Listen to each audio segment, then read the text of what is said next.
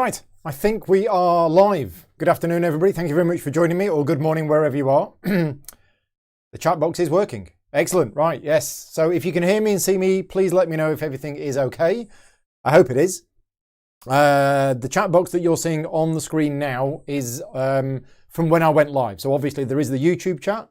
The chat on screen won't show that. Audio and video is fine. Excellent. Right, so as always, welcome to the monthly Gaming Rules Live Q&A, as made possible due to the support of my Patreon campaign. So thank you very much to all of my Patreon supporters for making these videos possible. I'm operating solo for the moment. Vicky's just finishing up work, and then she's going to be coming in the next 5 or 10 minutes. So a quick overview of what's going to happen for the next hour and a half.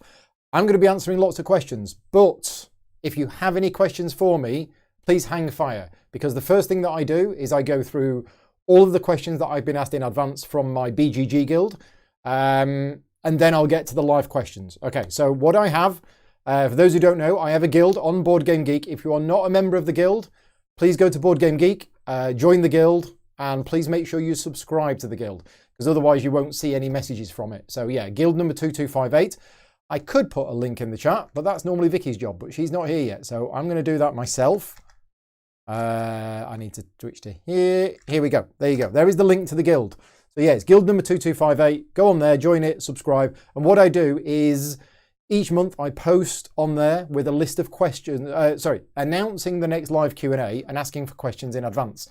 And that's what I'm going to do today. I'm going to be answering the questions that I've been asked in advance first, and then we'll go to the live questions. So yeah, great job on the haircut. Yeah, it's all right, isn't it? I've had a home haircut, and we're going to have another one because we've now found out when hairdressers open in the UK. So I'm going to have another one in a couple of weeks' time, just to tidy it up a bit. He looks five years younger. Adam's here. Hi, Adam. Thank you for joining in. Love the purple background. Yeah, it's the same grunge background as I used last time, but I decided to put a colour tint to it. Yeah, it's a green screen, okay, because I'm playing Maracaibo tonight.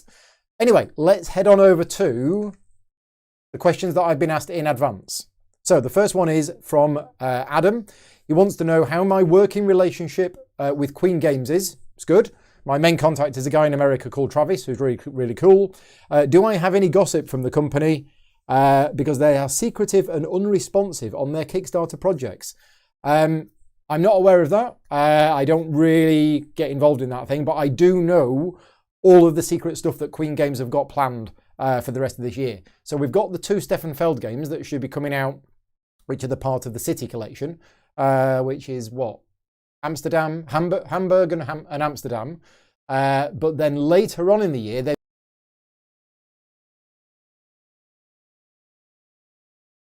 that's all I'm allowed to say, unfortunately. So yeah, stay tuned. I don't know why they're not responsive on their Kickstarter projects. I don't have that much involvement with them, but I should be getting some. I think the big box for Merlin is arriving soon, and later on this year, in probably around April or May time, I am going to be working on the how to play videos for the 2 Stefan Feld games. Audio dropped randomly. Oh, that's a shame. Okay, sorry about that. Sorry about the audio dropping out there. Never mind. It wasn't important. Right, what have we got next? I've been planning that for days. Right, next question is from Sir Martin. Wants to know what my gaming PC setup is. So I do play the occasional computer game. I normally live stream it when I'm playing a computer game. And my computer setup is the same machine that I use for everything. I have one PC. I use it for all of my video editing and all of my computer gaming. It's a couple of years old. It's an i7 something or other, 5600, whatever. 6 gig of RAM. I've got a GTX 1060 card. I'm probably going to update it later on this year. I'm probably going to get a more up-to-date graphics card. But other than that, yeah, it's a good machine and it works for me really well. And it plays pretty much all of the computer games that I need to play quite well. So that's good. Right, next. Miguel wants to know how many languages am I able to understand? He wasn't thinking of programming languages, but we can include those as well. So I speak and can understand 3 languages, English, American and Australian. Yeah, so there we go. That makes me multilingual, doesn't it? No, I only actually speak I only actually speak English, but I do have a bit of a funny story. So I did French at school. In secondary school, high school, whatever you want to call it, between the ages of like 11 and 16, I did French. So I did 5 years worth of French, and I can get by in France just about, because I can say simple sentences like where is and things like that, and then I just have a dictionary to look up the answers. So I can kind of get by in France, or at least I used to be able to. And I think the funny story is that because that's the only foreign language that I could actually speak a little bit of, every time I went away on holiday, wherever it was that I went to, I would start speaking French. So I'd go to Germany and I'd start speaking French. And I don't know why. It was something in my brain. I don't do it anymore, but when I was a lot younger, that's kind of what I used to do. Sorry, Canadian. Yes. Sorry to all of the people in Canada. I do speak Canadian as well. Right. Okay. Next question. Oh, and programming languages. I don't know any programming languages. I mean, I wrote my first basic program in 1979 in the back room of a computer store in Fleetwood in Lancashire. So I learned basic when I was a lot younger. But no, I don't know any programming languages. Right. Josh wants to know what my top 3 Vital Lacerda games are. So I've written down 4 because I can't decide out of these 4 which are my favourite 3. Lisboa, On Mars, Vinhos, and Kanban. And yeah, I don't know. Kanban wasn't on the list until recently when I played the new version, and I was like, oh, actually, this is really good. Out of those, On Mars, I think personally is by far the most complex. But because I've put in the legwork to learn how to play that game, it sits in there with the others. So yeah, I'm not sure. There's my top 4 Vital Lacerda games. And I know he's not done that many more, but yeah, right. Maffles Maffman, here's a good question. What would your advice be to somebody who's seriously thinking about opening a small brick and mortar games shop in a smallish town, population 7,500? So I'm assuming not the UK, because a small town in the UK has a much smaller population than that. I think so anyway. Maybe not. When things start going back to normal in the world. He's asking hypothetically for a friend of a friend. It's obviously a terrible idea. So I have my own thoughts on brick and mortar game stores. And I don't have anything against them at all, because I think they are great. And I've made loads of friends from going to brick and mortar game stores. But I don't know how they even survive now. I don't know how they survived for the last 5 years, let alone 10 years. Most people I know buy their games online. I mean, not just at the moment, but even before the global pandemic. And things like Amazon have made it so easy to buy games, and you get them here in a couple of days, or online retailers. So I really don't fully understand how brick and mortar game stores exist. And I don't really look into it because I no longer attend any brick and mortar game stores. There was one I used to attend in Exeter when I was part of the club there, but I'm not part of that club anymore. So I haven't attended a brick and mortar game store for a long time, unless you count maybe going to Crackers in Taunton where I bought some paints, but I don't buy games from there, and that's more of a comic store. The games are on the side. I think, from my limited experience, a game store needs something else in order to exist, whether it be running Friday Night Magic, or whether it sell food like a games cafe, or whether it sells comics or something like that. I think a pure standalone brick and mortar game store, as I say, I don't know how they survive. I really don't, because you've got to get people buying games from you, and not just clicking online when they can. And buying online is so easy. Right. Mark is asking, now, if anybody deserves an award for the best question that's been asked in advance, this is it. This is, after getting back into the hobby in late 2019, after a 20+ year absence, other than Acquire, what games prior to 1990 still hold up in our modern board gaming hobby? Now, couple of things there. He said 1990. So even though he got back into the hobby in 2019, after a 20-year absence, he's asking for games 30 years ago, 30 years old or more, okay? Now, 30 years ago, if he'd have said 20 years ago, different answer, because there was a lot of great games in the 90s when the Eurogame explosion happened with Settlers of Catan and various other games. And I can give you a list of 20 or 30 games from the 1990s that still stand today and are still perfectly really good and playable today. But if you're asking for games prior to 1990, I was struggling. So what I did is about 2 hours ago, I posted to Facebook and social media, Facebook and Twitter, to get lots of other people's opinions. Oh, I haven't got your chair, sorry. To get other people's opinions on what games came out prior to 1990 that still hold up today. And specifically, I'm talking about hobby board games. So I'm not talking about chess or backgammon or things like that, because some people said chess, backgammon, they still hold up today. That's fine. I'm talking about what we would class as hobby games. And I was actually, when I started, I've spent the last half hour just reading Twitter and Facebook and seeing all of these responses that have come in for games prior to 1990 that have held up. And I'm going to go through a few of them now. No, this is not all of my choice of games, but we have. Acquire was mentioned, and Mark said apart from Acquire, because I still think Acquire does stand up. Civilization, Advanced Civilization, okay? Yes, they're a bit long. In fact, they are way too long by modern standards, but they still stand. Diplomacy, if you like that kind of game, if you like Diplomacy, then Diplomacy is still as good now as it was back then. 1830. Maybe not specifically 1830, but 1830 and the 18XX games that came afterwards. Dune, you know, that's been redone a couple of times recently.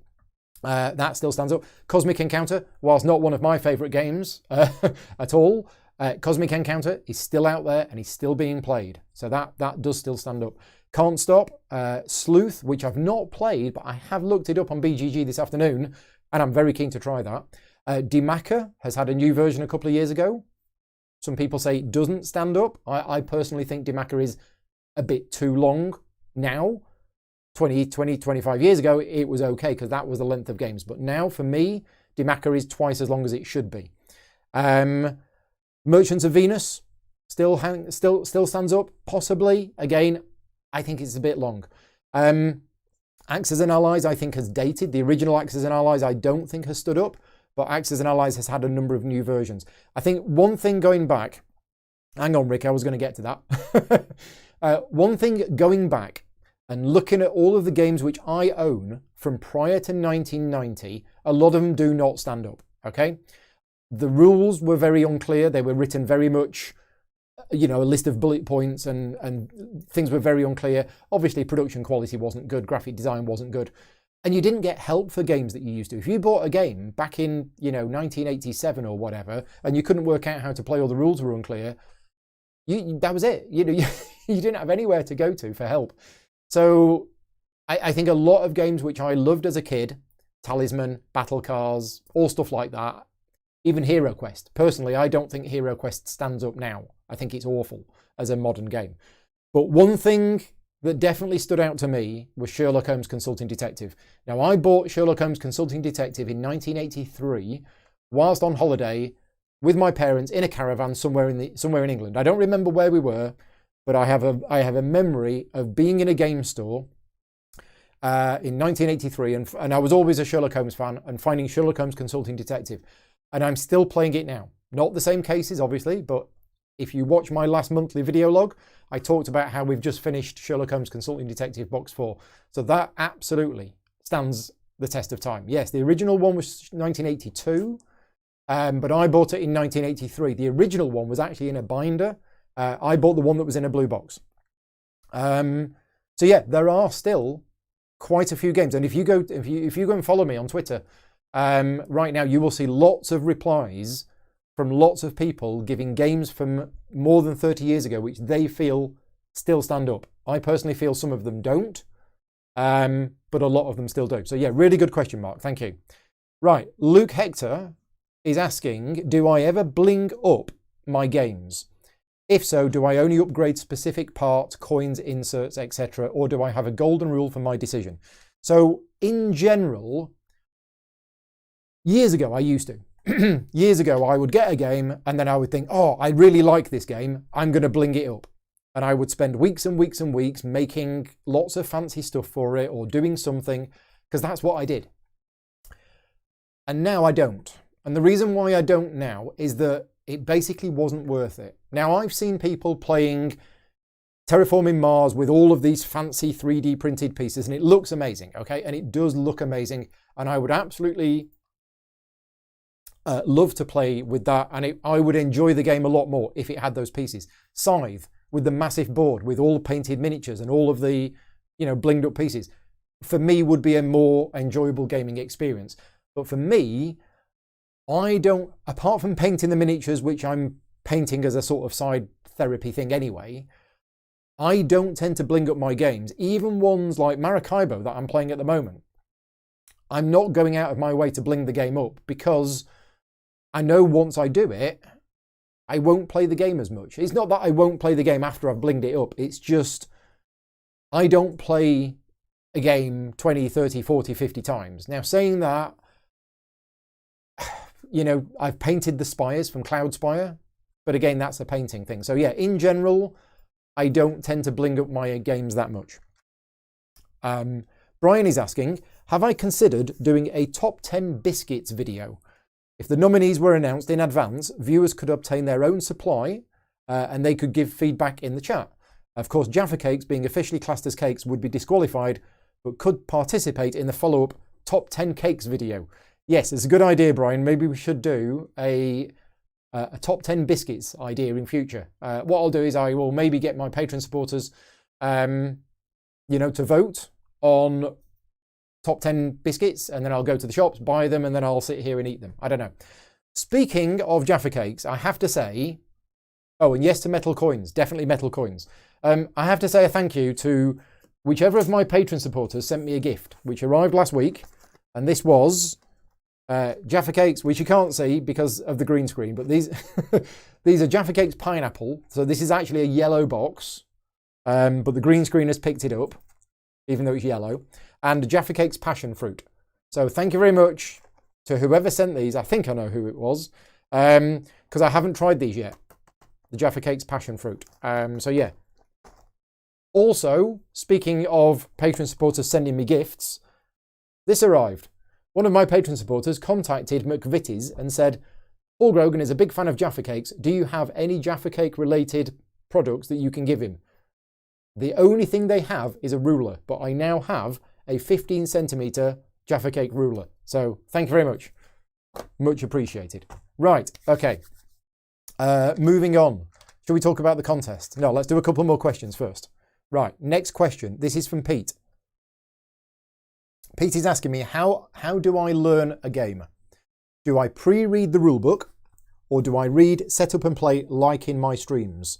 Do I watch playthroughs if available? So for those of you that don't know, I have a few videos on my channel which are a Paul learns the game from the rulebook and then plays it video. Okay, I think the most recent one I did was Cloud Age back in January. And those videos are literally what they say. I unbox the game live on camera and I read through the rulebook and I learn how to play the game from the rulebook whilst playing it. And that for me is the best way that I learn how to play a game.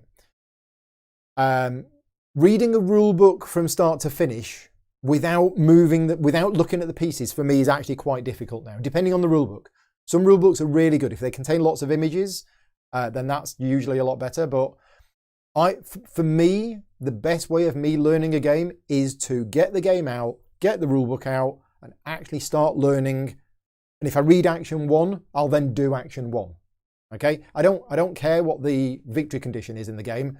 I will literally just go through the game, trying all of the different options and learning as I go and reading different sections as I go along. It's not a proper game, but your first game, in my opinion, is always a write-off anyway. So that's how I learn a game. Do I watch playthrough videos? Almost never, for 2 reasons. The first one is I learn best from the rulebook. And as I mentioned, setting up the game and trying to play through it. And generally that works. If I get stuck and somebody recommends a good playthrough video, then I will go and watch that playthrough video, or at least I'll watch a bit of that playthrough video. Because the other reason is I don't have time to watch playthrough videos. And I know this might seem, what's the word I'm looking for? Not ironic, hypocritical, because I'm creating playthrough videos all of the time.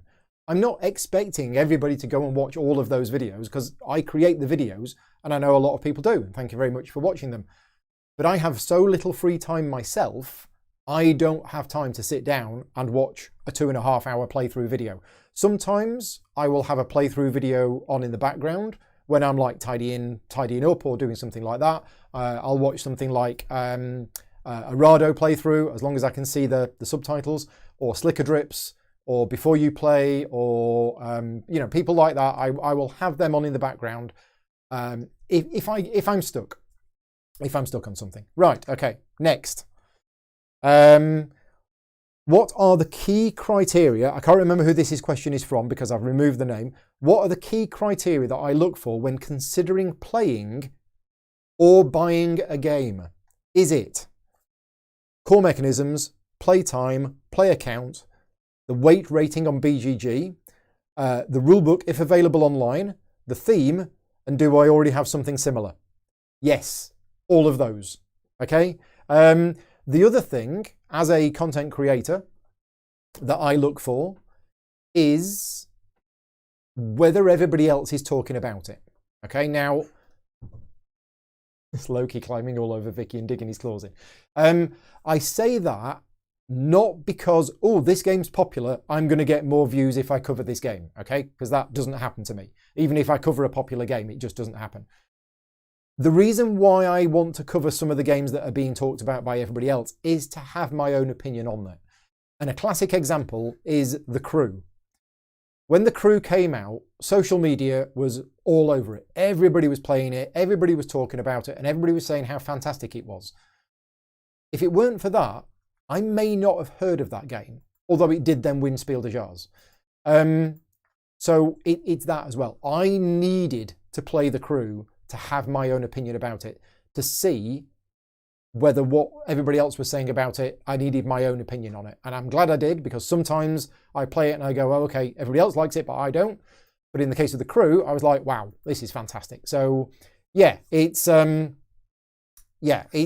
quite a few factors in there. And at the moment, I'm in a different position with looking at what games are coming out and which ones I want, because I'm always thinking of which ones are going to be good on the channel. Another one as well, Red Cathedral. Red Cathedral wasn't on my radar at all, but then I saw so many people on social media talking about it. So I contacted Devere Games and asked for a review copy, which they sent me. Thank you very much. And it's a fantastic game. So again, quite often I will see what other people are looking at, and that's what I will go for. Philip wants to know, in my Concordia review, which was May 2019. Wow, was it that long ago? Gosh, I discuss that I will be picking up a copy of Concordia Venus and publishing a review of it later in the year. Now, that hasn't happened. And the reason that hasn't happened, and I've actually spoken to Rio Grande this week about it, is I wasn't sent a copy of Concordia Venus, and I'm not going to get sent a copy of it. So that's just the way it is. They are constantly selling out of Concordia. They don't need any additional coverage, so they don't need to send any more review copies out, which is fine. It's just one of those things. I did that review, and it was agreed that I'd get a copy of Concordia Venus for me to then play and do a review of, but that's not happened. So yeah, if I want Concordia Venus, I will have to go out and buy it. But I've got friends that have got it. So yep. Right, let's talk about the contest. So, as mentioned at the start, this video is only made possible thanks to the support of my Patreon supporters. And you might think, I know a lot of people will think, well, hang on a minute, Paul, you're just taking out an hour and a half of your own time to do this. Why do you need funding for this? Well, preparation for this video has actually been quite a few hours work over the last couple of days. And that's time away from my paid work in order to do this, which is where the Patreon funds come in handy. So thank you very much to my Patreon supporters for providing me with the financial flexibility to create videos like this. And every live Q&A, I do a contest. So Vicky's going to put a link in the chat right now. There's a contest. It's running right now. It's just started and it runs until Sunday. So if you are not watching this live, if you are watching this before the 28th of February 2021, you can still enter the contest. The link is in the chat right now. And if you click on that link, it will ask you for a few details and you need to put the secret word. And the secret word today is ruler. Okay, so if you put that in the chat, let me know if you are a patron supporter. You get one entry into the contest, into the draw if you put the word ruler, and you get another entry if you are a patron supporter. And on Sunday night, I will do the draw from the hat and I will choose a winner. Right, for those people that are watching that have any questions, if you are going to be here for the next hour, please hang fire with your questions for now. But, Okay, so ignore that. If you've got any questions for me, put the word question in capital letters and then put your question. Vicky is adding them all to a list and I'll get to them later on. Right, okay. Next question from Mindy Frank. But also from Ben Filler. Ben Filler and Mindy both want to know the same thing, which is, what are my most anticipated games for 2021? Either planned to launch on Kickstarter or scheduled to be delivered later this year. So here's the thing with me and what games are coming out this year. I don't know. Okay. For the last few years, I have become more and more distanced from what is actually going on in the board game, not in the industry, because I know what's going on in the industry, but what's going on in the world of potential board games that are coming out. Okay. I don't actually know many games that are coming out this year, apart from the ones that I'm involved in. And that is just because, as I say, for the last few years, it's not something which I don't spend any of my time looking at games that are coming out later this year. So I'm generally oblivious to it unless everybody else is talking about it. I guess what I could do is I could go and watch other people's most anticipated games of the year. But I feel quite strongly about this, that those most anticipated games, yeah, I get why people watch them and I get why people create them and they get huge numbers of views, which is great if you've got like advertising turned on, you make loads of money out of it. I get that. But my concern is that, and feel free to correct me if I'm wrong on this, but person X and person Y and person Z all do a most anticipated games of the year in January or December or whatever. And loads of people go and watch those videos and go, all right, they're the games that are coming out this year. Well, I could tell you right now of 3 super exciting titles that are coming out this year that haven't been announced yet. Okay? So many games come out every year which don't get announced ahead of time. And as I say, I feel strongly about this. Not that I'm like angry about it or think these people shouldn't make these videos, but these videos are the most anticipated games coming out of the year that they know about right then. Well, obviously. And my concern is people watch those videos and then that's it. They have decided they're my games that are coming out this year and they might miss other things that are coming out this year. I know that's total nonsense, but it's one of those things. For me to do a most anticipated games list in January when some of the ones that I'm working on haven't been announced yet and other people don't know about them, yeah. So that aside, bearing in mind I don't really know what's coming out this year, I can tell you what's coming out this year that I'm going to be involved in, which I'm excited about. And the first one is the new Vital Lacerda game, Weather Machine. I am due to start working on the rulebook next week. I assume it's going to be going to Kickstarter. Well, no, it is going to Kickstarter at some point this year. I don't know exactly when, but there you go. Vital Lacerda's new game, Weather Machine. Rulebook by me, starting work on it next week. Other games which I'm involved in. Frostpunk. Frostpunk should be, I think, delivered this year. Frostpunk I am super excited about because I'm a massive fan of the computer game. I love the setting. I love the atmosphere. Having played the board game, I think it's fantastic. And I think that's being delivered later this year. I'm also being involved in the rulebook for that game as well. But if I wasn't, Frostpunk would be on my list of games that I'm super excited about. Other things that are arriving later this year, Frosthaven is supposed to be being delivered later this year. Of course, I'm excited about Frosthaven because it's Gloomhaven, but with extra stuff. Or Gloomhaven, but cold. No, there's extra stuff in Frosthaven, like the crafting and everything else that I think improves the game from Gloomhaven. Other things, Endless Winter looks like it's going to be good. I'm involved in that one. And again, there's other games coming out that I can't talk about at the moment. The new games from Czech Games Edition that are coming out this year. Should I go on mute and tell you about them again? No. So, if there are any games that you know that are coming out later this year that you know I would be excited about, please let me know. There is another one to add to the list, which is Stars of Akarios. Having done a rulebook test for that, and knowing a little bit about what I do now about Stars of Akarios, that would be on the list as well. So there you go. There's a few of them. But as I say, they are the ones which I'm involved in, and they're the ones which I know about. And that's just a few of them. There's a few more as well. Right, next, back to the questions. We've got a few more questions from BGG, and then we're going to go to the live questions. So this is a question from Neil. Do I know anything about the Flamme Rouge expansion that is meant to be coming out this year? Yes, I do. This is a really weird one, this. I was asked to work on the rulebook for the Flamme Rouge expansion. This is the Grand Tour expansion about a year and a half ago.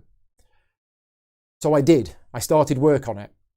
And then it was clear during me starting to work on that rulebook that the game hadn't actually been finished yet.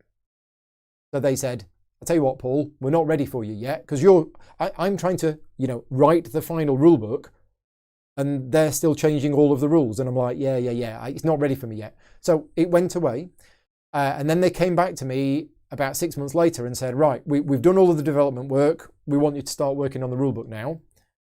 That was about 9 months ago. So I don't quite know exactly what's happening with the game, other than that's twice it's been in my calendar to work on and twice it's been delayed. I don't know the reasons for the delay. I don't know whether it's down to the publisher or the designer or whatever, but I know it's coming at some point, and I'm hoping that they get me involved to work on the rulebook for it, because Flamme Rouge is a fantastic game. It's one of my favourite games. It's one of my...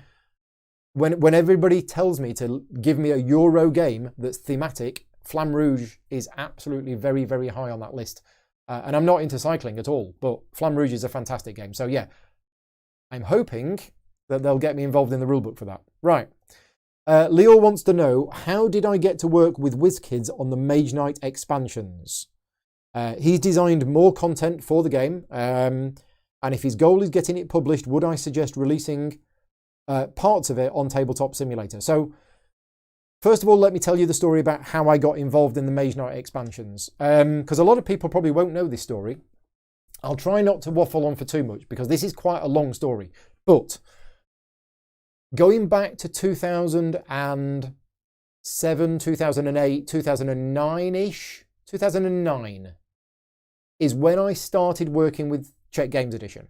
Okay, so 2008, 2009, I started getting to know the people from CGE. I met Vlager. I actually met Vlager in 2008, but he didn't. I was just a random fanboy.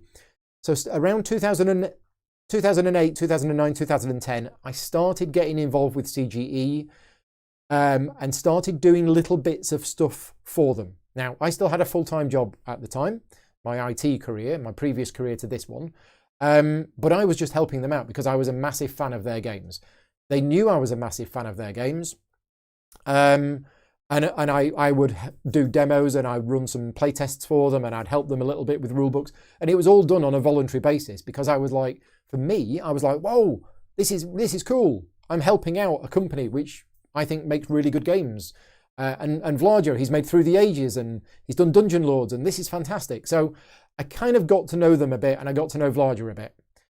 Then Vlager tells me that he's designing a fantasy adventure game. And I'm like, ooh.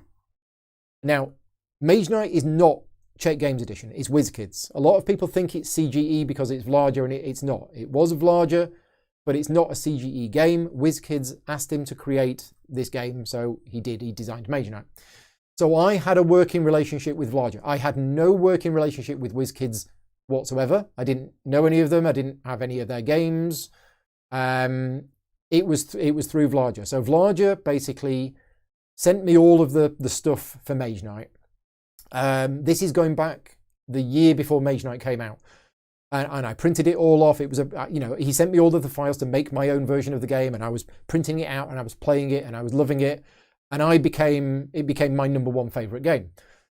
So then, WizKids, it was at the Essen where Mage Knight was being released. WizKids knew that I was involved in the game because I helped with the rulebook. So they basically said, and I offered to do demos of the game. So that Essen, when it came out, which I think was 2012, WizKids booked a demo booth directly opposite from CGE. And that was deliberate so that they could be near Vlager, so that Vlager could move between the two booths. I also moved between the two booths, and I spent 4 days non-stop demoing Mage Knight to a bunch of random people. Didn't get paid for it, but I just absolutely loved it. That was how I then got involved with WizKids, and the people at WizKids got to know. Then we worked on the expansion together. So Vlager designed Lost Legion, but I was involved in that as well as some other people. And then Vlager said he's not doing any more. WizKids wanted him to do more because Mage Knight was selling well and was a popular game. Vlager said he wasn't going to do any more. He didn't have time to do any more. Maybe they should speak to me. So there you go. There's the long story that I've tried to summarize a bit. But yeah, WizKids wanted more Mage Knight content, went to Vlager. Vlager said he didn't want to do any more, and that he suggested he speak to me. There you go. I should have just said that. That would have been much quicker. But yeah, there's a lot of background to me getting involved in Mage Knight. And to be honest, if it weren't for that and a few other things, I wouldn't be where I am now. Gaming Rules would not have happened. I would have not got into the industry the way that I did. So yeah, that's that. Right, moving on. Oh, the next question that he had is designed more content for Mage Knight. If your goal is getting it published, how would you suggest releasing it? Would you put it on Tabletop Simulator? I'm not sure. Maybe you should. I mean, certainly what you should do is join all of the Mage Knight fan clubs, which you're probably already a member of.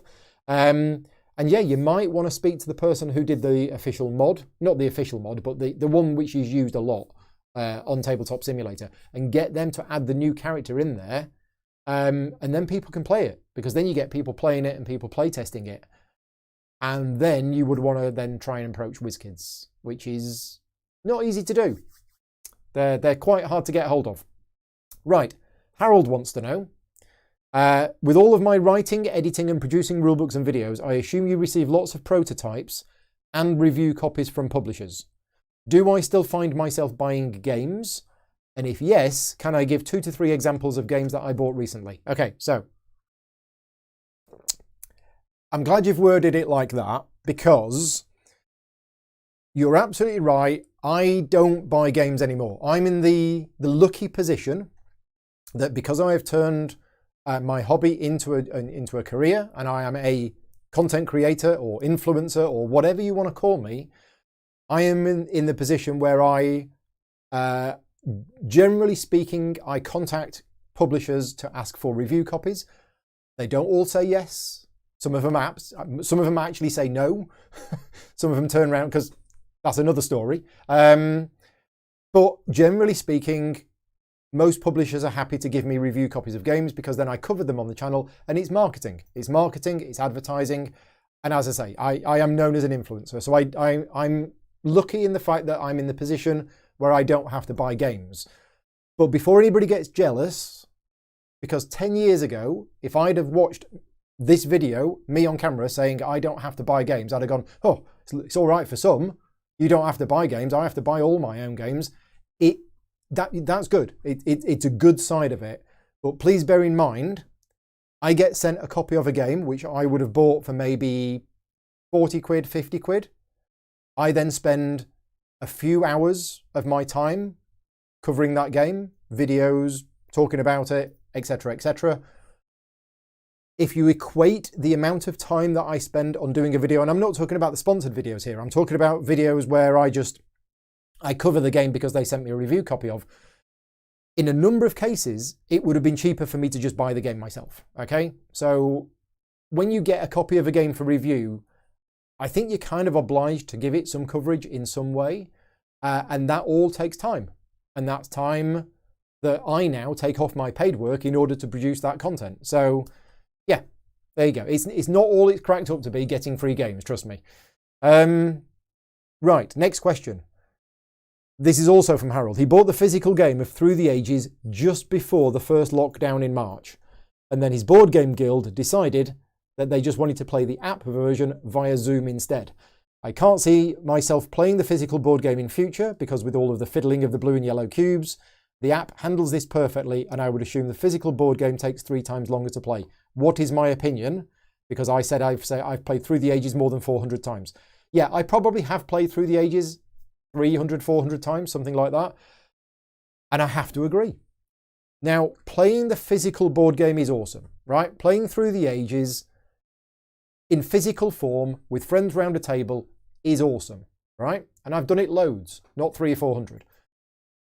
But the app is so good that I can't bring myself to spend the 5-6 hours it would take to play the physical board game when I'm playing games of it on the app all of the time. And that's the thing. Because the app is so good, I can't see myself playing the physical board game. And I think that's probably hurt sales of the physical board game because the app is so good. But it's just a case of I can get my Through the Ages fix in an hour and a half rather than 5 hours. There you go. Also, final question from Harold. I log all of my plays on BGG. So I have been doing for the last couple of years because I do the monthly video log, but my logged plays on BGG is not completely accurate. Prior to 3 years ago, I wasn't really logging them, or if I was logging them haphazardly. But he wants to know, what are my top 5 games on Board Game Geek according to the number of times that they've been played? So bearing in mind this isn't accurate, but this is exactly what Board Game Geek tells you about the games that I've played right now. The most played game in my collection is Android Netrunner, but actually it's probably Netrunner. It's probably Netrunner and Android Netrunner combined, possibly. But I don't think I've got any logged plays of Magic the Gathering. And I've got hundreds of those, okay? Codenames is up there in one of my most played games of all time. Arkham Horror the card game. Now, I can guarantee you that my logged plays of Arkham Horror card game are correct. But my logged plays of Netrunner and Codenames are probably not correct. Ra is up there on the list. Now, I wasn't expecting this, but 4th on my list of games that I've played the most is Ra with about 30 plays. And 5th, believe it or not, is a game called Elevator Eddie. Go and look it up on BGG if you don't know what it is. Now, my version of the game is called Beastie Boys. It's a really fun, simple, quick game that takes about 5, 10, 15 minutes to play. But according to BGG, that is my 5th most played game.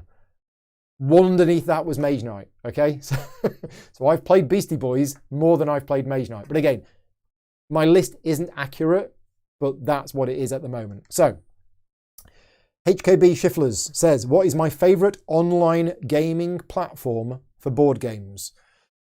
It's tricky. It's tricky for me to answer that question because if you'd have asked me that question 2 years ago, I would have said Boîte à Jeux.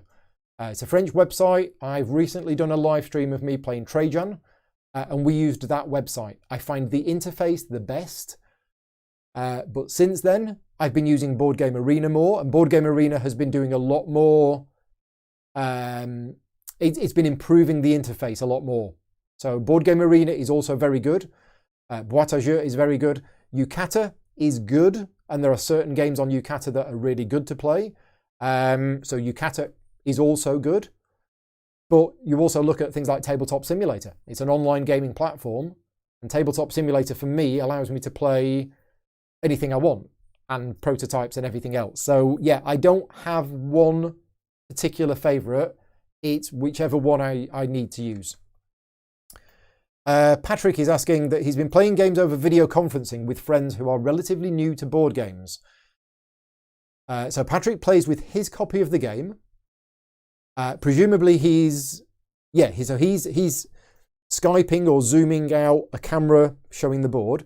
they tell him where to move, and in some games, they've got a standard deck to mock up the starting cards needed in the game. And he's always on the lookout for other games and wondered, would I recommend any? So the games that he's played remotely are Mini Rails, Strozzi, Blue Lagoon, Flamme Rouge, Sagrada, Azul, Irish Gauge, King of Tokyo, Pandemic, The King's Road, Bang the Dice Game, etc. So my response to that, Patrick, is you are already way ahead of me. What I'm going to do, I'm actually going to post this as a thread on my Board Game Geek Guild. So I mentioned earlier on my BGG Guild. Vicky's going to put a link to it in the chat right now, in case you didn't get it earlier on. I have a guild on Board Game Geek, guild number 2258. Please join it, please subscribe. And at some point, either later tonight or tomorrow morning, I am going to put that question from Patrick on the guild. Because I want other people to join in and tell us what games you've been playing remotely by sharing your screen with other people. As I say, Patrick has already listed a load that he's been using, and he wants ideas for other games which you can also use. Now, he's said friends that are relatively new to board games, but he's listed, Azul, Flamme Rouge, Sagrada, King of Tokyo. So that kind of level. Please don't suggest Gloomhaven, okay? Which is fantastic, but I don't think that's the kind of game he's looking for. So thank you very much, Patrick, for the question. And your answers will be on Board Game Geek, a guild number 2258, from not just me, but other people as well. Right, the last question from BGG is from Chris, who talks about the tree from Everdell being a nice looking element in the game, but largely pointless. And what is my favourite pointless element of any game? And I'm sure I have one, but I was struggling to think of an answer. So this is a question I'm going to put to the chat. Okay, so this is the question for you in the chat. What do you want people to put ahead of it? Answer or pointless? Right, put the word pointless. So I want you to answer this question in the chat. Put the word pointless and then tell us what your favourite pointless element of a game is. Because I might see one on there that I agree with. Right, I'm just going to have a glass of water.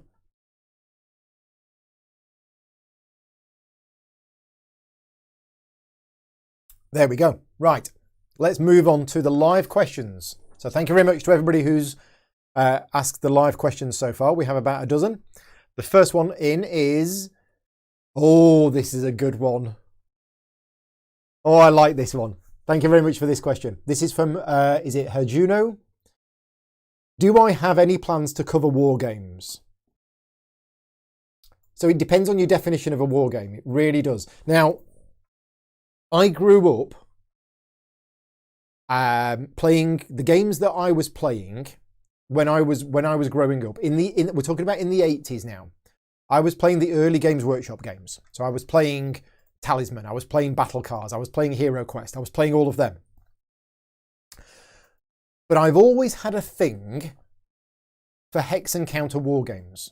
And what we're talking about here, if you don't know the kind of games I'm talking about games that were popular in the 70s and 80s. They come on large maps, usually folded paper that doesn't sit flat, and you get hundreds of little tiny half-inch square chits with little bits of information on, tiny little numbers in the corner and symbols and things like that. And there were dozens of them, and they were very, very popular. I don't think they are as popular now as they were back then, because now modern gaming has moved in a different direction. But I actually owned some of them, and I never played them. I had this fascination with them, and I bought a couple of them and never actually really played them. And over my life, I have tried a couple of these games on computer games, and they've always been, for me, too complicated. I like the idea of it, but then when I actually start playing it, I just get drowned in information with stacks of chits with all these little numbers on. So if you're talking about that as a war game, I don't have any plans to cover it on the channel, but I have this fascination with those type of games.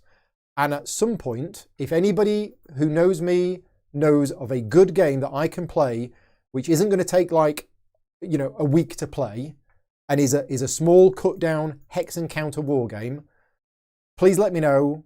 Please let me know where I can play it, and I will add it to my bucket list, because otherwise Yeah, it's one of the things that I've always wanted to do. So that's those type of war games. Let's go to another type of war game. Would you class Undaunted Normandy or Undaunted North Africa as a war game? I wouldn't class it as a war game. I would class it as a tactical combat game, a card-driven tactical combat game themed around a skirmish in the war. But I wouldn't particularly call that a war game. Right, and then you have the other type of war game where we're looking at things like Command and Colours, Battle Law. I mean, I like Battle Law, but do I class Battle Law as a war game? I personally don't, but if it isn't a war game, what is it? So I think it probably is a war game. I just don't class it as a war game. That's just me. And then you have things like the Coin series of games. Yeah, would I play one of those? Yeah, I would play one of those. So it really depends on your definition of war game. But there you go. I've answered that question a few times about different kinds of games. Right, Brian wants to know, will you see Sleeping Gods on the channel in the next few weeks? No, you will not see Sleeping Gods on the channel in the next few weeks for a couple of reasons. The first reason is the next few weeks for me are fully booked. I have content planned for the channel for the next 3 or 4 or 5 weeks, and Sleeping Gods is not in there. Plus, I do not have a copy of Sleeping Gods, and I have no contact with the publisher. So whilst I appreciate Sleeping Gods is probably fantastic, and everything I'm hearing about the game sounds like it's fantastic, I don't have any contact or relationship with the publisher. I've never spoken with the publisher before, and at the moment, I don't even feel comfortable in contacting the publisher and saying, you don't know who I am, we've not had any contact before, but could I have a review copy of Sleeping Gods? Because I don't have time in the next few months to cover it on the channel. As much as I'd like to, maybe I'll wait till the end of the year when maybe there's a second print run or something like that. Because it does sound fantastic. It really does. And I'd love to cover it on the channel. But yeah, no plans to at the moment. Brian also wants to know, what games have I backed on Kickstarter for 2021? So going back to what I was saying earlier on, I'm in the fortunate position where I don't buy that many games myself. And here's the thing. There's a few games that have gone on Kickstarter this week. There's a few games that went on Kickstarter yesterday. If I wasn't in the position that I was in, if I didn't work full-time in the board game industry, and if I wasn't a content creator, influencer, or whatever, at least one of those games I would have backed on Kickstarter, which is probably Aeon's End. Okay? Why am I not backing it on Kickstarter? Am I going to be sent a review copy of the game? Possibly, possibly not. I don't know. I have been given some Aeon's End content from the publisher, and I would like to produce more content for it, but I have this much content for Aeon's End. Hang on, there you go. I've got this much content for Aeon's End, and I've played it this much. So right now, I already have way more content for Aeon's End than I even have time to cover at the moment. I'm not going to start looking at even more content for a game when I haven't even exhausted all of the current content. So I haven't actually backed any games on Kickstarter this year, except for the ones that I'm professionally involved in, where I always back in order for me to see the updates, be involved in the comments, and obviously I want to back the games. I want to support the publishers who I'm working for. So Frostpunk, Frosthaven, Endless Winter, and a number of other ones as well. They are ones that I've backed, not backed for the full amount, but just backed enough to get on the Kickstarter page. Because again, I'm getting copies of those games. Because I'm working on the games, I'm actually getting a copy of the game myself. Right, moving on. Have we had lots of answers to the pointless question? Good, thank you very much for that. I might read through them later on. Are you collating them? Vicky's collating them. I'll go over them later on. Right, next question from Joel. Could I explain how Castle Tricon works when you get to the YouTube chat question portion? That's now. So Castle Tricon is happening this weekend. It is a free-to-attend virtual online convention put together by 3 publishers: Czech Games Edition, Horrible Guild, and Heidelbar Games.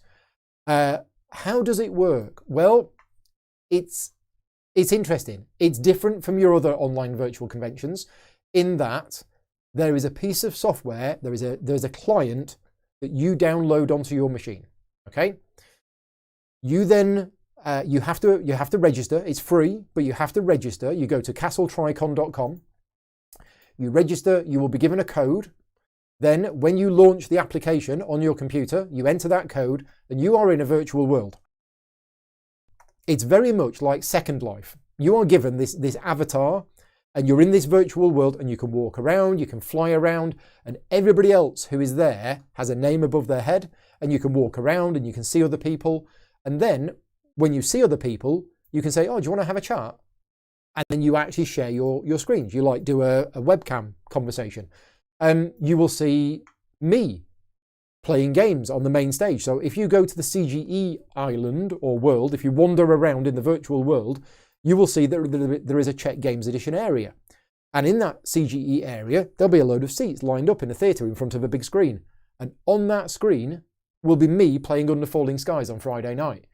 So you can actually go into the virtual world and go, oh, wait a minute, there's a film happening. And you can click on it and you can watch me. Now, you can watch me on my YouTube channel as well, but it's another way to do it. And if you want demos of games, so CGE, Horrible Guild, and Heidelbar, they are running demos of their games. And what you do is you walk around in the virtual world and you see, oh, there's a Codenames table over there. I'll go and join in that.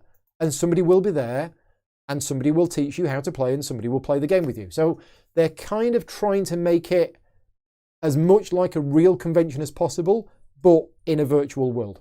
That's basically what it is. My involvement is that I will be live streaming Under Falling Skies on the Friday night and also on the Saturday afternoon. So if you're interested in watching me play the campaign for Under Falling Skies, Friday night, 7 p.m. GMT for 3 hours, and Sunday afternoon, I think 3 till 6, I think. Yes. And it is castletricon.com, I think. Right. Edward is asking, what is my favourite type of video content to make? Oh, that's a good question. That is a really good question. Right.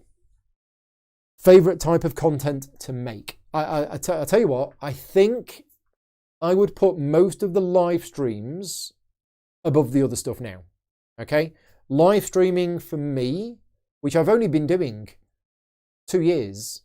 Yeah, I think just less than 2 years I've been live streaming. Considering I've been making videos for 7 years, it doesn't seem that long. But until the broadband in Clumpton was upgraded, I wasn't really able to do the live streams. I mean, we did, but the quality was, it was terrible. The live streams for me are the more enjoyable content for a couple of reasons. I like socializing. I like talking to people. I like the fact that there's people in the chat who I can have a conversation with. So I enjoy them a lot more. But also the solo playthroughs that I've been doing with the live audience, they've been really good because as somebody who has short-term memory issues, I very often forget where I'm up to. Like I'll do a move and I'm like, was that my first action or my second action? Now, if I was playing that alone downstairs, I would have got frustrated by my own failing memory and packed the game away. That's what I would have done because it's so bad. My mind just goes blank. Doing those videos live means that somebody in the chat can say, Paul, that was your first action. You've still got another action left. Excellent. So I'm actually enjoying the games more because I'm not getting frustrated because I've got somebody watching me and you know helping me out with things. So that's really good. Definitely the live streaming is better. Which particular live stream content do I like doing? I don't know. I mean, twice now I've done the interactive live streams where we've played through a fighting fantasy book. We did Freeway Fighter in December and we did City of Thieves in January. They were great. They were really, really good. It was like me reading a book, having the nostalgia of my childhood reading those books, with the audience choosing what we're doing. It's the same tonight. Maracaibo, if you're interested, I am continuing my Maracaibo campaign at 8 o'clock tonight, and I make them interactive. Whenever I get a choice in the game, I turn to the chat, and the chat decides what we're going to do. So yeah, I like those. Probably Probably that is my favourite content that I make. Right, questions from Kyle. If I have a 6-hour block of time to play games, would you rather play a handful of shorter games or a long one, assuming that I enjoy all the game options equally? That is a really good question, Kyle. And it brings me back to what I said about Cooper Island. Cooper Island, for me, if Cooper Island had have come out 6 years ago, would have been a 4-hour game. But it came out a couple of years ago, and it's like a 2.5-hour game. It packs so much meat and so many decisions into a 2.5-hour game that, yeah, playtime has come down. And here's the thing with Advanced Civilization. I love Advanced Civilization. It used to be my #1 favourite game. I've played it loads in the 80s. I played it loads in the 90s. But it takes forever. What would I prefer to do now? Would I prefer to play Advanced Civilization for 12 hours? Or would I prefer to play 4 3-hour games? And the answer now is always 4 3-hour games, because we have games like Cooper Island. Okay? So the question was, what would I do if I had 6 hours free? Would I play one game? Usually I would probably pack 2 games into that time, but there are exceptions, right? Cloudspire is an exception. Too Many Bones is an exception. So if 3 people were around and say, oh, should we play Too Many Bones? Shall we do a 3-player game of Too Many Bones against like one of the tough tyrants? Well, that's going to be a 6-hour game. Yeah, let's go for it.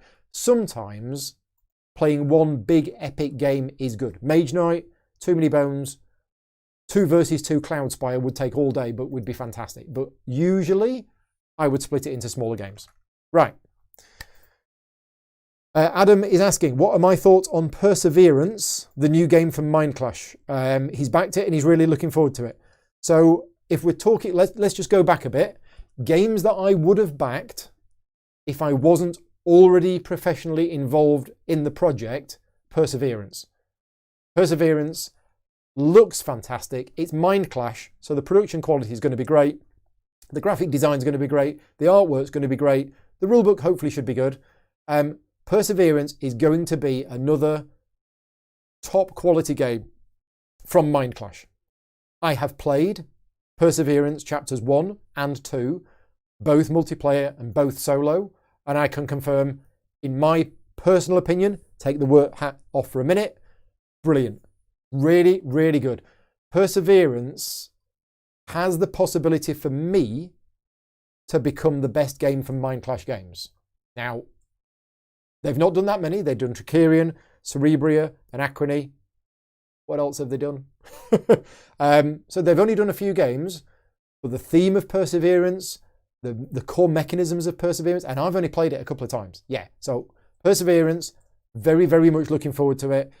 If it's coming out this year, then I apologise for what I said earlier on when I covered what games am I looking forward to coming out this year. If Perseverance is coming out this year, I am very, very much looking forward to it. So, quick shout out for the contest. For those people who missed earlier on, I'm running a contest. It starts right now. Well, it started about an hour ago. And it runs until Sunday, the 28th of February. If you are watching this live, please click on that link and enter the contest. The secret word is ruler. And if you're not watching this live, you can still enter the contest as long as it's before Sunday. So yeah, thank you very much to all of the entries. And thank you very much to GamesLaw. One lucky winner is going to win £25 worth of games vouchers from GamesLaw. Right, next question. This is also from Adam. Have you ever found a game that is close to being the perfect Formula One racing Grand Prix style game that I have been after for so long? Have we? I think we've discussed this before, Adam, but I'll tell you the same answer that I said last time, which is, as you may know, I have tried for years to find the perfect Formula One racing game, and I have tried a few, and all of them have failed me. All of them have had problems and didn't work, and I didn't like them, and I've tried a few. The most recent one I've got is called Championship Formula Racing. I've played it a couple of times, and I need to play it more because I think it might be the one. I just haven't played it enough. There's issues with the rules, which always puts me off.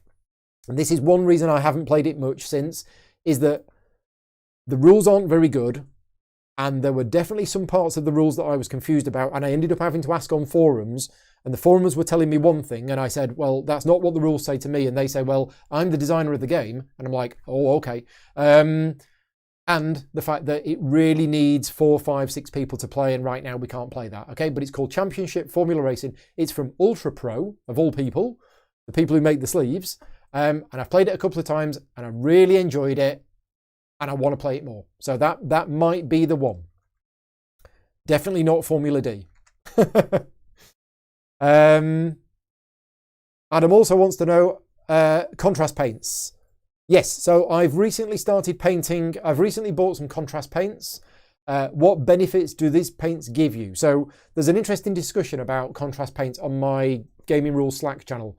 And I think it was John and Scott that summed it up correctly. Contrast paints are not the be-all and end-all panacea to fix all painting issues. They are another tool in your arsenal of painting figures. Contrast paints, they won't replace all of your normal paints, but what they do is there are things that contrast paints do that either can't be done any other way or could, but they take a lot longer. So if you look at the picture that I posted on, where did I post it? I don't really post much to Twitter these days. I've taken a bit of a step back from it, but I've put it on the painting channel, on the Gaming Rules Slack channel, and I've also posted it on the Batman Gotham City Chronicles painting group. But I painted 4 figures which are like samurai type characters in white robes, and for the shading I used the contrast paints Apothecary White, which is actually a light grey. It's a light grey wash. Without contrast paints, I wouldn't have been able to do that. I say I wouldn't have been able to do it. I actually tried. I spent 3 hours one night painting in the grey manually and didn't like it. And that was just on 1/2 of one figure. So yeah, so contrast paints have given me another tool to use. And yeah, it keeps going in and out of focus apparently. Maybe because I keep moving around. Maybe if I stay there and looking straight ahead, because if I move off to one side, it might go out of focus. No. Okay, right. It's not my end. I don't think it's my end. Right, Brendan is asking, with no conventions basically in the last 2 years, have I missed travelling and demoing games to people? Oh, this is a good question. I don't know how much detail I want to go into. Has this break of sorts helped and hindered in any way? Yes. So here's the thing. Without getting into too much detail, I went away a lot. I used to attend about 15 conventions a year. So not being able to go to conventions now for over a year. When was the last convention I went to? Because I didn't go to Aircon, and it was at Aircon where, yeah, so it was HandyCon last January. So it's been over a year since I last went to a convention. And I went to about 15 a year. The traveling, so I don't travel well, okay? And whenever I go to a convention which is, say, in America, and I would do 2 or 3 of them a year, it's a 20 to 24 hour journey.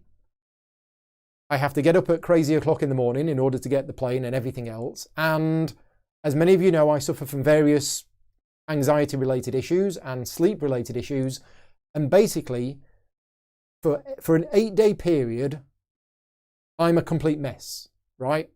I get about 2 to 3 hours sleep a night. And it isn't because I'm up playing games all night. I wish it was.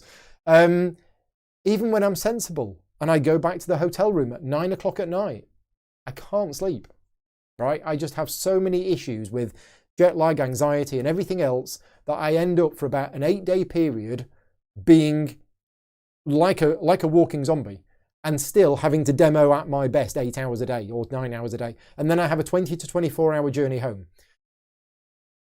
At the age that I am now, that is having a notable effect on my overall health. And the fact that I haven't been able to go away recently, it's helped me in the way that I sat down, and this was, when was it I sat down? Was it January? I think it was January, I sat down with Vicky and we had a conversation and I said to her, and I don't know if I've made this public or anything, I'm not doing the American conventions anymore.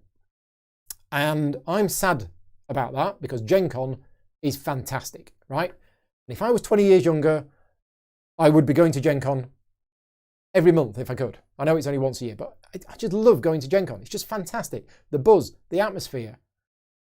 BGG Con is brilliant, right? Origins, maybe not because of all the stuff going on behind Origins, but I loved going to these conventions, and I made a decision in January of this year, and I've spoken to CGE, and I've said I'm going to have to step back from attending these conventions. So yeah, it's actually made me realise that when I go away to these events, obviously that's 8 or 9 days away from work where I can't do anything, but also the physical toll on my health is, I think, too much. So obviously I've cut down in the last year going to conventions, but when conventions start up again, I'm going to be going to less of them. I'm just going to have to. And bearing in mind, I'm now running my own convention twice a year as well. So yeah. So it has sort of helped me, I think. It certainly hasn't hindered me. Right, another question from Adam. It's probably not my normal kind of game, but have I seen anything about the Freedom 5 game just completed on Kickstarter? No. No, I don't really know what Freedom 5 is, I'm afraid. The name is familiar, but I don't. Is it like a superhero game? I don't know. So nope, I don't know anything about that one. But as I say, I don't really keep an eye on Kickstarter.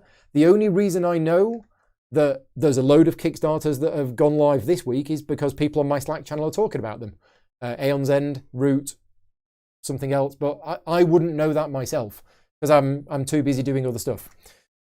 Right, Nigel is asking, Boardcubator have said that I'll be doing a video for Space Race in mid to late March. Have they? Have they now? Have I got my copy yet? And will I be doing an unboxing and learn video or a scripted rules video? Neither.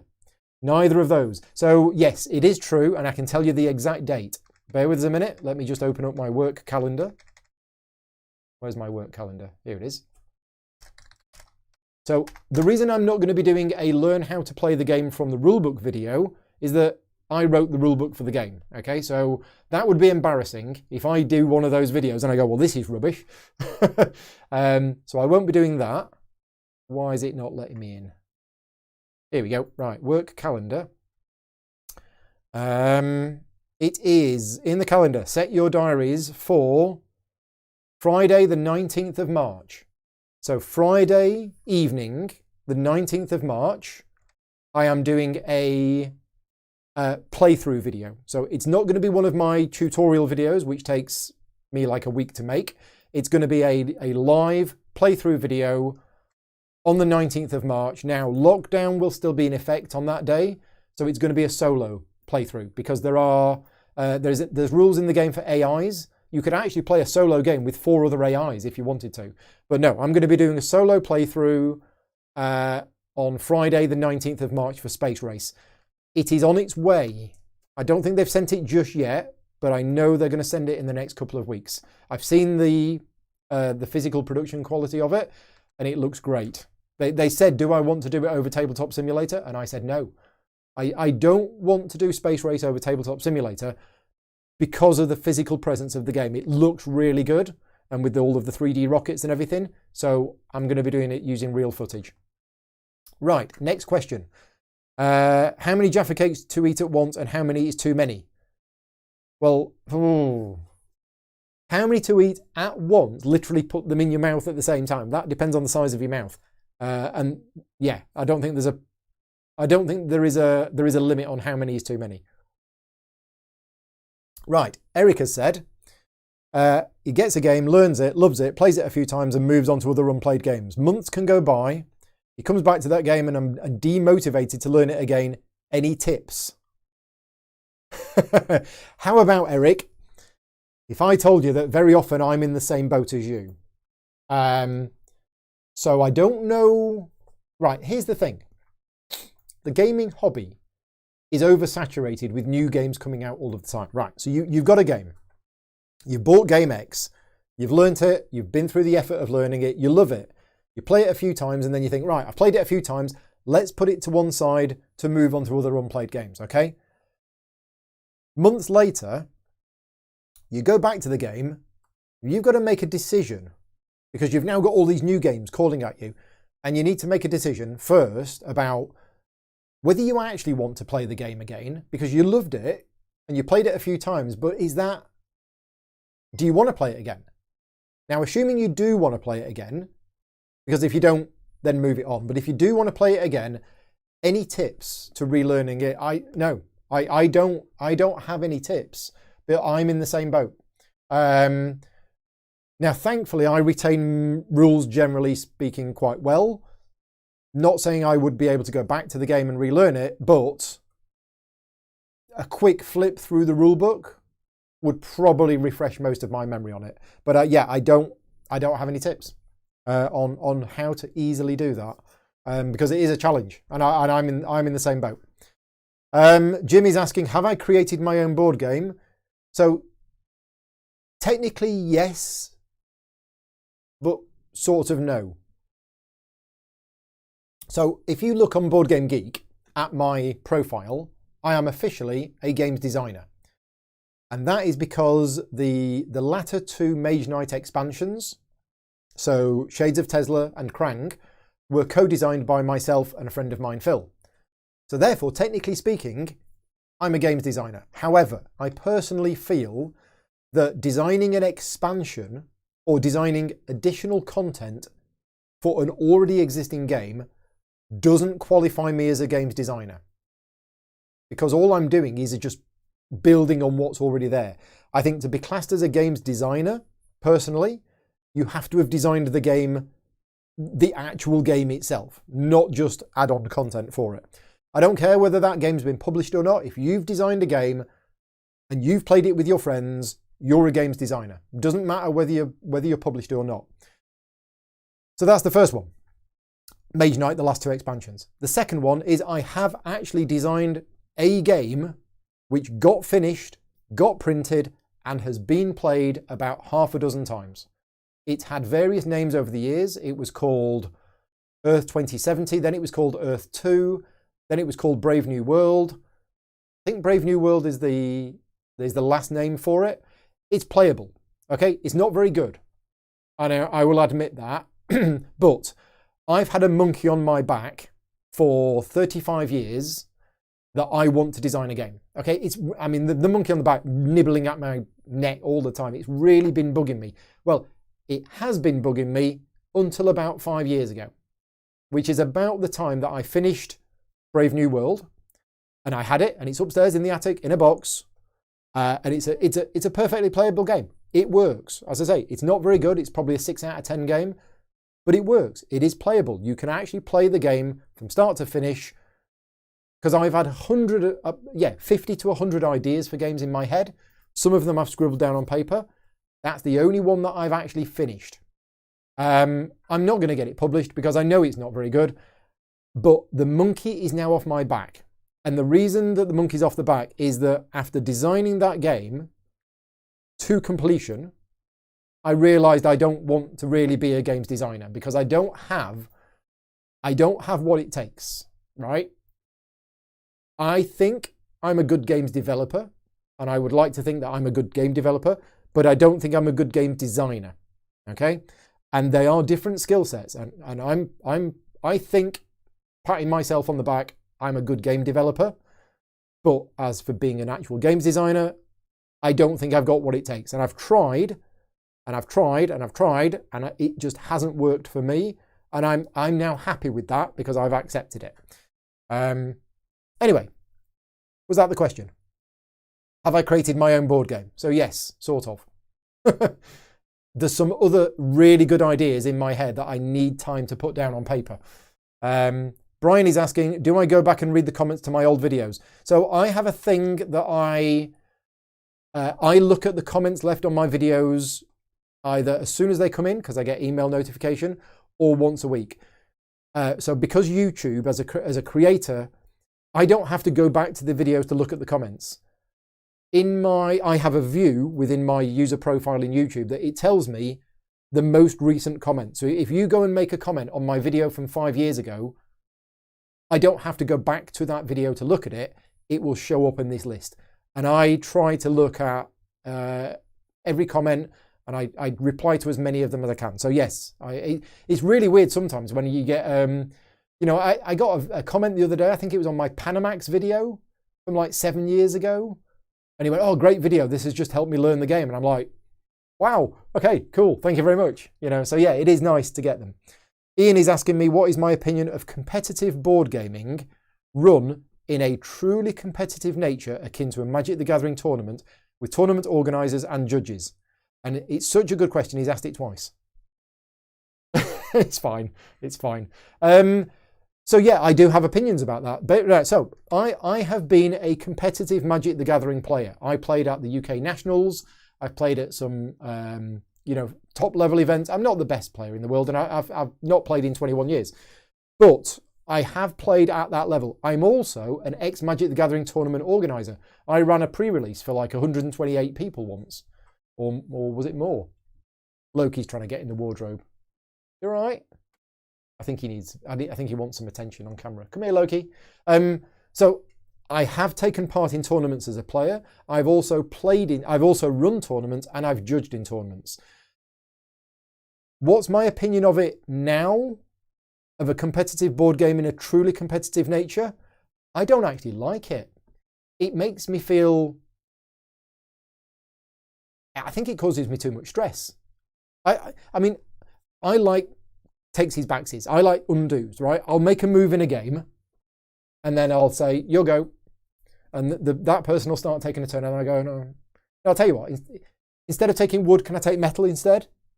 Yeah, sure. I'll do that, right? That's how I play games. As long as that's not going to influence what the next player does, in a truly competitive game, you can't do that.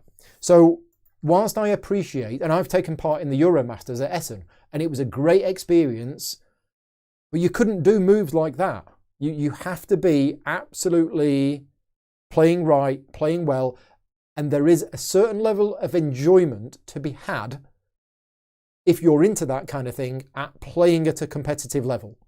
For me, where I am with my life now, and gaming as a hobby, but also a career, I don't want to do that. It's not something which I'm personally interested in, but I can see the appeal because it has had appeal to me in the past. It just no longer has that appeal. Right. What's my favourite Mind Clash game? Probably Anachrony. Yeah, I think Anachrony is probably my favourite Mind Clash game at the moment. I do love Cerebria for what it does, but I think Cerebria unfortunately missed the mark. It was too complex in a way for what it should have been, and I think I think if Cerebria was maybe if they chopped a third off, and I know it wouldn't be the same game if they chopped a third off, but I don't think Cerebria was the success that they wanted it to be. And I think the complexity is probably part of that. But Cerebria is an amazing game. It just missed the mark, I think. Adam says, would I like to see another reboot of Android Netrunner, and would there be anything I would add and anything I would remove? So would I like to see another one? The reason I stopped playing Android Netrunner is I wasn't able to keep up with it, and you have to play it regularly in order to keep up with it. And, you know, to be honest, Adam, if it weren't for Android Netrunner, I wouldn't know you. So I have a lot to thank for Android Netrunner, but if a new version came out now, I wouldn't play it. And that's not because I don't think it's a good game, because I think Netrunner is a fantastic game. I just don't have the time commitment that would be required to play it. I don't have time to play. I could give you a list of 50 games right now that I really want to play tonight, and I don't have time to. So yeah, I've already got too many games on that list. Would there be anything I add and anything I would remove? I don't know. I didn't keep up with it in the end. I just think, you know, what Fantasy Flight did with it was excellent. Any thoughts on the Stardew Valley board game? I saw that's gone live today on Kickstarter or yesterday, but I haven't looked at it. I have played the computer game and it's quite cute. It was a bit of a time sink, but it was nice. If I was an investigator in the Arkham Horror Living card game, which class would I be and what would my character power? I don't know what my character power would be, but I can tell you what my favourite mix of classes are that I think suit me. Would probably be yellow with a little bit of purple. I like the investigative reading books character. I'm not really a fighting character. I'm not really a roguish type character. And I'm not really the red survivor character. So definitely yellow with a bit of purple. As for what my power would be, I don't know. Right, let's just have a look at the time. It's 6:25. I've still got a few questions to go. In fact, I've got quite a few questions to go. So could I ask, for now, no more questions. If you have any other questions, please hang on to them. And then I will post a thread on BGG, probably tonight or tomorrow. And you can ask me them there, ready for next month. But for now, please no more questions, because I've got quite a few left to answer. So, question from Neil. Semi-combining two topics I've already touched on, Kickstarter and Anachronie. Have I played Roman Roll? There is a Kickstarter currently running for an expansion. So I have played Roman Roll, and I've also done a tutorial and playthrough video for Roman Roll, and I worked on the rulebook. So I was professionally involved in Roman Roll in two different capacities. So I have played it, but because I was professionally involved, it wouldn't be right for me to share my full personal opinion on that. I haven't been involved in the expansion, so they haven't asked me to do any video coverage for it. They haven't asked me to get involved in the rulebook, so yeah, I don't know much about it. Mark is saying, am I going to play any more Batman Arkham Asylum? I'm not sure.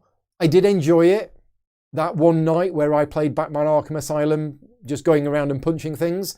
But when I look at all of the computer games I've got, and which ones I want to play, although that was fun, it's not high on the list. So at the moment, I don't have any plans to play any more of it.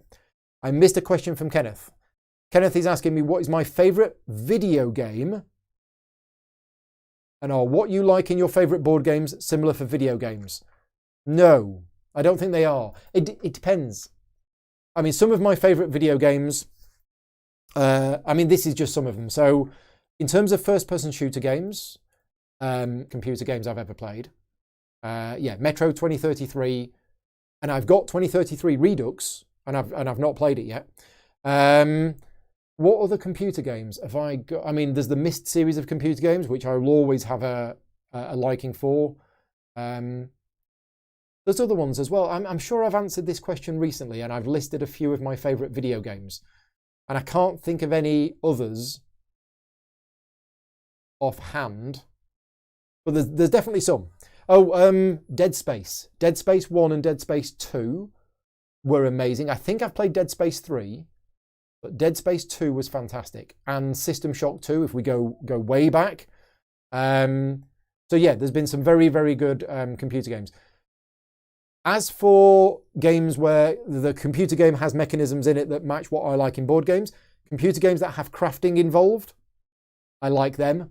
So any computer game. Subnautica. Subnautica is one of the best computer games I've ever played, and it's a crafting survival game. The gameplay's fantastic. The story's fantastic. The graphics are fantastic. Everything about the way that it works is just really good. So Subnautica is really good. Right, next questions. I've asked people no more questions. So if anybody asks a question, if you can just say no more questions, please. Right. The Benjamin says, how do I deal with owning many games? Do I sell them after a while or keep everything in your collection? So until about 18 months ago, I very, very rarely sold anything, because twice a year I would have a convention at my house. I say convention, it was 30 to 35 people would come to my house twice a year for 4 days and play games. We joked that it was a convention. And I like the fact that I'm hosting a convention and my board game collection is a library. So what that means is, if I've got a game which I think, okay, well, it's quite a popular game, it's one that you should have in your collection. I don't really like it that much myself, but I like the fact that friends of mine could come round, and as well as those two conventions twice a year, I would also have games weekends. People could come round and go, oh, there's a copy of a game, I quite fancy playing that, and they'd get it off the shelf and they'd play it. So I would keep games in my collection that I wouldn't necessarily would have kept if it weren't for sort of having a library. Okay, now about 2 years ago, maybe 3 years ago, my collection reached to the point of not fitting in the room and then not fitting in the secondary room, and now the collection is still growing and growing and growing. So what I now do is every so often I will give some games away to my Patreon supporters. I'll do a random draw.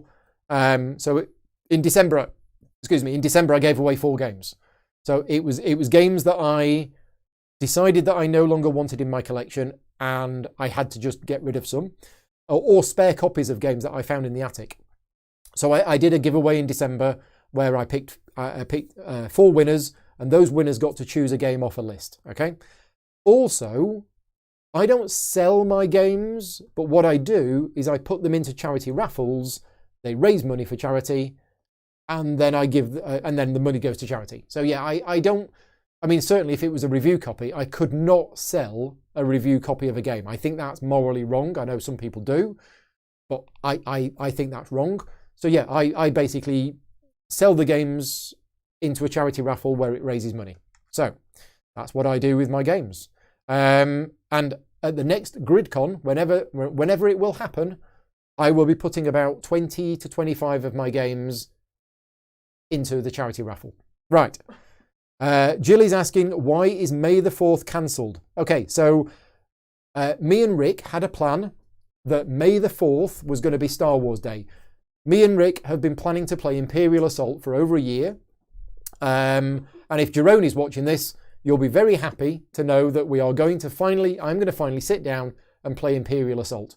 Rick was coming over on May the 4th, taking the day off work. I'd booked the day off work, and we were going to live stream me and him playing Imperial Assault all day.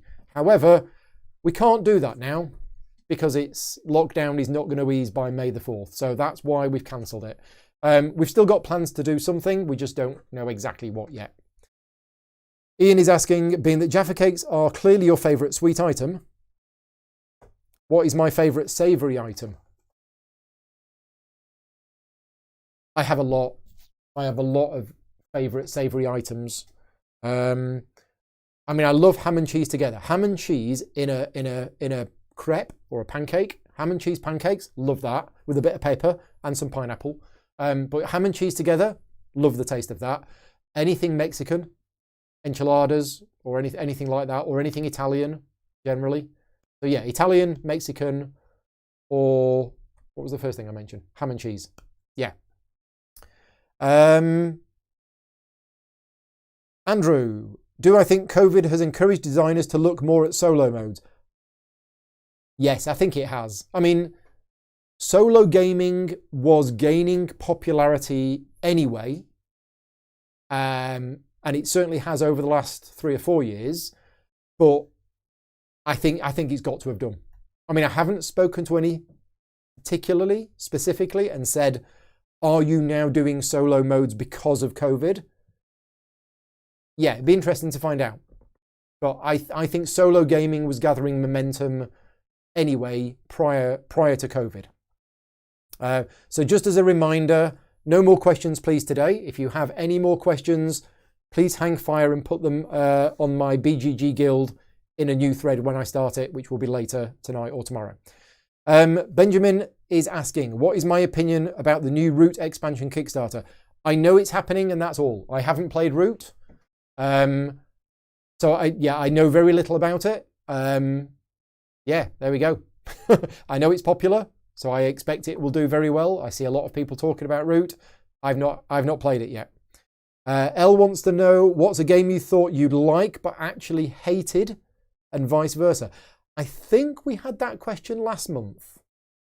That rings a bell. It rings a bell. Yeah. Could you just scroll down to last month's questions? Vicky's just going to scroll down to last month's questions, because I think I actually asked it on the BGG Guild. And I don't think I got round to actually answering that question myself. So we'll come back to that one in a minute. Adam is asking, how nervous was I when holding up and showing off Vicky's Millennium Falcon? Very. If you haven't seen it, every month, as well as these live Q&As, I do a monthly video log where I talk about all of the games that I've played in the month and give you a very quick overview of my thoughts on them and everything that I've got planned for the next few weeks and all of the content that I've made. So if you're interested in that, last month's video log, well, it's actually, I did it like last week, so it covers a 4-week period. But in that video log, I also talk about stuff that's going on in our personal lives outside of the games. And Vicky got a Millennium Falcon for Christmas and is about halfway through building it. And I picked it up and I was very, very nervous that I might drop it. Okay, so this was asked last month. Okay, so questions that were asked last month. Yeah, okay, so there was a similar question asked last month, which was from Charlie, which was, what game surprised me the most in terms of being much better than I had anticipated, and a game which was being worse than anticipated. So I'll mention some of the ones that I mentioned last month. Things that were better than I thought they were going to be: War Chest, Dragon Castle, Kingdom Rush, Crown of Amara, Newton, Vindication, Ingenious, Stauffer Dynasty, Australia, The Golden Ages, High Rise, Isle of Skye, Paranormal Detectives, Tapestry, Pendulum, Cousins War, Rococo, The Crew, Warhammer Quest, Blackstone Fortress. Okay, that is a very quick list of games which were better than I thought they were going to be. Now that's not to say that I thought they were going to be bad. Okay, let's take, for example, Newton. I knew Newton was going to be good. It turned out it was very good. Okay, but there were definitely some on that list. Kingdom Rush. I didn't think I was going to like Kingdom Rush at all. Paranormal Detectives, I didn't think I was going to like at all. Isle of Skye, I didn't think I was going to like that much. Pendulum, I didn't think I was going to like. Blackstone Fortress, wasn't sure about. Dragon Castle. Yeah, I thought Dragon Castle might just be a play twice, throw away family game, but actually it's really good. So they are ones that I enjoyed a lot more than expected. Were any of those ones that the thing is these days, if I kind of know I'm not going to like a game, I'm nervous to try it. So it's very rare that I would go into a game thinking I was really going to hate it and then turned out I would like it. Right now, I would actually avoid those games. But let's look at games that disappointed me, okay? And I've made a list here. Matinai, Small City, London, Blackout Hong Kong, City of the Big Shoulders, Dice Throne, Mule, Mansions of Madness 2nd Edition, Transatlantic, Legends of the American Frontier, Mistfall, Race Formula 90 and Undo. So out of those, I mean, Legends of the American Frontier, I got dragged into playing a game with other people. I wouldn't have chosen to play that game anyway, but it was one of the worst games I've ever played. And everybody at the table thought it was absolutely awful. We played 2 rounds and gave up. Games on there that I thought were going to be good. So London I thought was going to be good, and I know I'm in the minority not liking London. Blackout Hong Kong I only think's not good because the graphic designer for that game must have been asleep. City of the Big Shoulders, I've been fairly public on my opinion of that game. Mule I was expecting to really like and just really didn't. Mansions of Madness, ugh. And Mistfall, I was hoping to like Mistfall and I was hoping to like Undo, and both of those were really disappointing. So yeah, there's a few of them. Right, next questions. Neil, has there ever been a game I wanted to dislike for some reason but actually ended up enjoying? Oh, we have a Thor. Now Thor's not been on camera for a while. Maybe I could have Thor. Right, games that I wanted to dislike. I don't know if there's a game that I actually wanted to dislike. Hello, Thor. Right, now Thor doesn't generally like being picked up. Is there a game that you wanted to dislike, but you didn't? I think... Oh, he's wet. Why is he wet? Is it raining? Okay, it's not raining, but Thor's wet. So I don't know where he's been. Where have you been? Yeah, you're on telly. No, he's not happy. You go down there. There you go. Maybe he's been in the sink or something. Yeah, so we don't know where he's been, but he's wet. What was the question? A game I wanted to dislike. So I've talked about this recently, and in fact, in the last few days, I've been playing Terraforming Mars Digital. And recently, and another video, if you haven't watched it, please go and watch it. But earlier on this month, I released the top 10 games of all time as voted on by my Patreon supporters. Okay? That video was released a couple of weeks ago. And spoilers, in that list, and I won't say where it is in that list, Terraforming Mars is in that list. No surprise. But Terraforming Mars was in that list of top 10 games as voted on by my Patreon supporters. And it's not that I wanted to dislike it, but I was put off that game for a few reasons, and I kind of didn't see what all the fuss was about. And in that top 10 video, I probably talked quite negatively about the game, saying I think it's overrated. I can't see why everybody loves it as much as they do. I said it's a good game, but I did sort of say that it's overrated. I've now been playing Terraforming Mars for the last few days using the digital app, and I'm going, this is really good. So I'm kind of, I don't know whether I wanted to dislike it or not. Yeah, I don't know. It's a good question, and I don't think I'm answering it very well, Neil. I'm sorry for that. Right, last two questions, and then we're going to go for dinner. Brett is asking, any update on the Batman GCC rewrite and when that may be available? So I can give you an update. We're still working on it.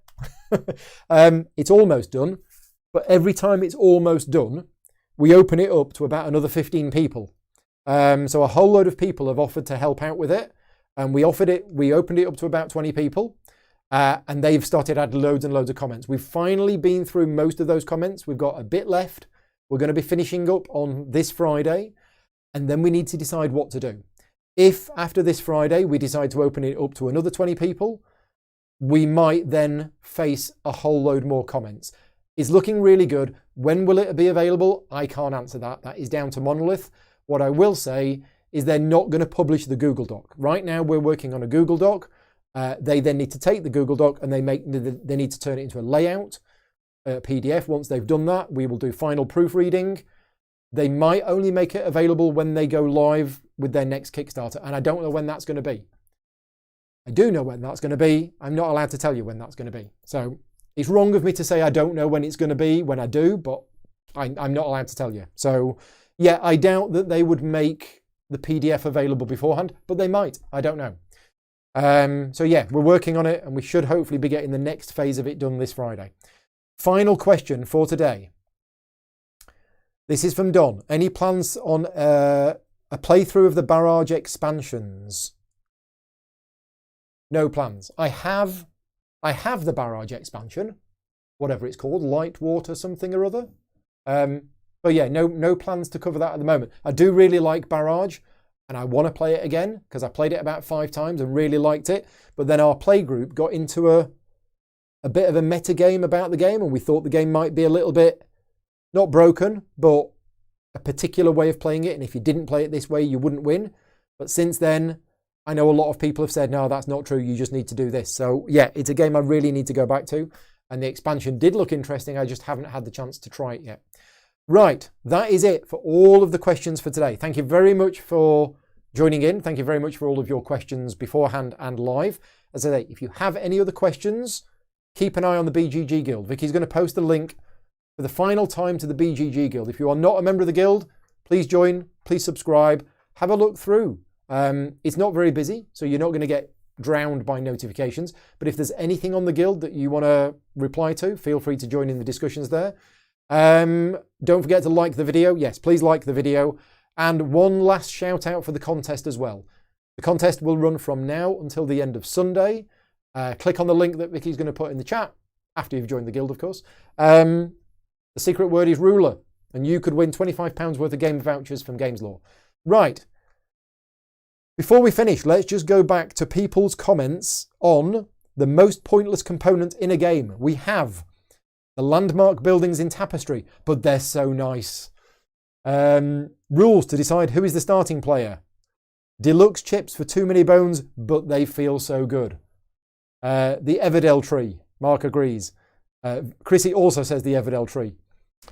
Triple L, Linda says Mr. Whiskers standee in Clank. We've not played Clank yet, so I don't know what the Mr. Whiskers standee is.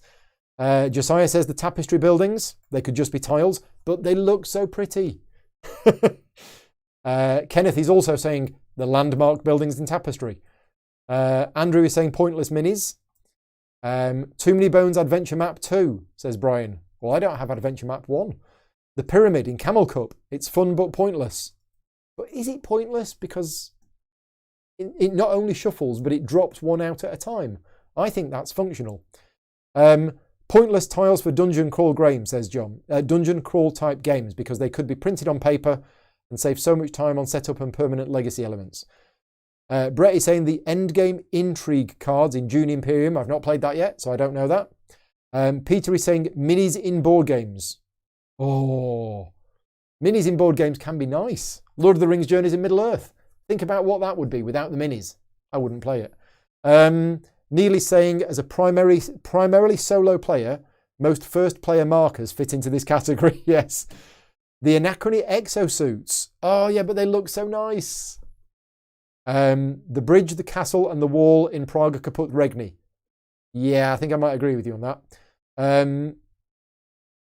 The first player alpaca in Altiplano. Yeah, it's a massive first player marker. Cup in Stone Age. No, the cup in Stone Age is great. The mechs in Scythe. He loves the mini, but they are pointless. Yeah, but without them, it's all about the presents. And Adam is also saying the mechs in Anachrony. He owns them and they are beautiful, but they are pointless. Ricky's saying the Thanos in Thanos Rising. I like Brett's next one. The banked shift chit in Kanban EV. I'll have a chat with you later on, Brett, about that. Adam is saying every proof of purchase token in every punch-out board ever. And Ricky's saying the pointless monsters in Tainted Grail. Yes, the miniatures in Tainted Grail look amazing, but you put them on the map, fight them, and then take them off the map. It's a little bit disappointing, but yeah, it's great. Right, we are all done. Thank you again for watching, and if you are interested in 1 hour 13 minutes time, 1 hour 13 minutes from now, I will be back with Maracaibo. Maracaibo is all set up on the table. We're ready to go. I need to move the cameras around, I think. Do I? Or is it all here? Yeah, I need to move the cameras around. Maracaibo, 8 o'clock tonight, GMT. So 1 hour, 12 minutes from now, I will be playing Maracaibo. If you're interested in watching me play through the campaign, I'm playing through it tonight. Thank you very much. This has been fun. And yeah, anything you want to say? No. Vicky says goodbye. Thank you. Goodbye from me. Goodbye from Vicky. Goodbye from the cats. I'll see some of you soon, and I'll see the rest of you next month. Cheers all.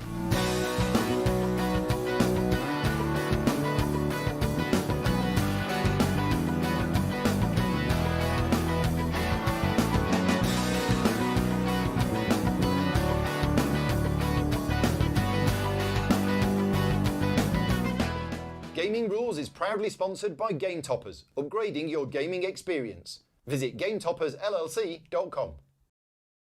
And what's all this conversation about pineapple on pizza being bad? Pineapple on pizza's